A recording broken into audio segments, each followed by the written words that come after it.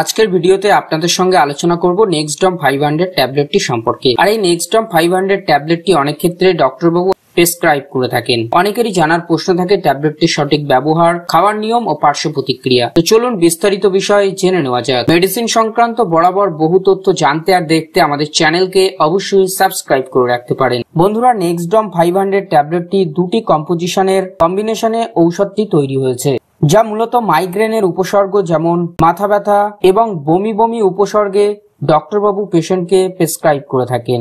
এখানে যে main molecule আছে নেপ্রক্সিন 500 মিলিগ্রাম এবং ডোমপেরিডন 10 মিলিগ্রাম। নেপ্রক্সিন মলিকুলটি একটি non steroidal anti inflammatory drug. শরীরের ব্যথা ও প্রদাহ সৃষ্টিকারী অর্থাৎ প্রোস্টাগ্ল্যান্ড নামক আমাদের মস্তিষ্কে যে রাসায়নিক বার্তাবাহকের উৎপাদনকে দ্রুত গতিতে হ্রাস করে দেয়।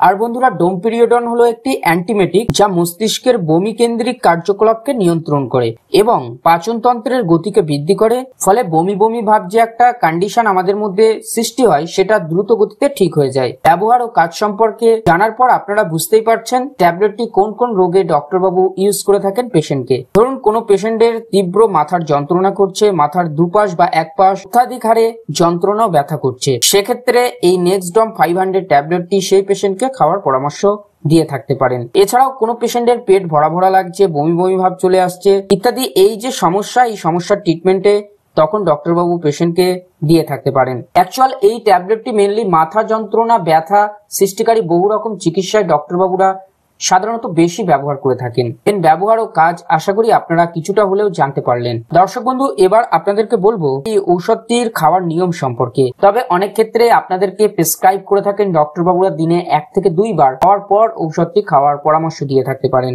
খাওয়ার নিয়মের ক্ষেত্রে যে বিষয়গুলি আপনার জানা জরুরি সেটা হলো সাধারণত ঔষধটি প্রাপ্তবয়স্কদের ক্ষেত্রেই ব্যবহার করা হয়।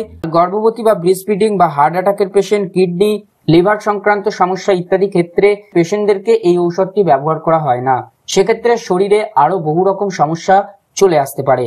আরেকটি বিষয় আপনাদের জানার থাকে যে ঔষধটি যদি ভুল করে ওভারডোজ করে ফেলেন সেক্ষেত্রে আপনার কি হতে পারে।